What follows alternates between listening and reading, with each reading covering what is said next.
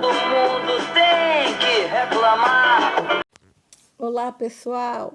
Hoje eu vim aqui contar para vocês que eu estou usando meu aparelho novo. Ai, que coisa feia! É horrível, tô te falando.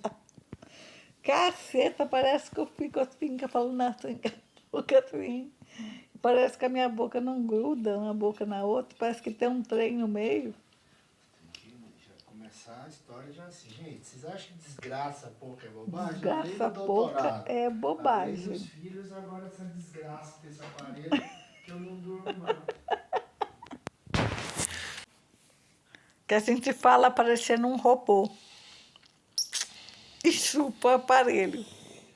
E como eu sempre digo, gente, reclamar não resolve, mas alivia. Mas quer sabor que... Só por dentro. Trem feio da porra.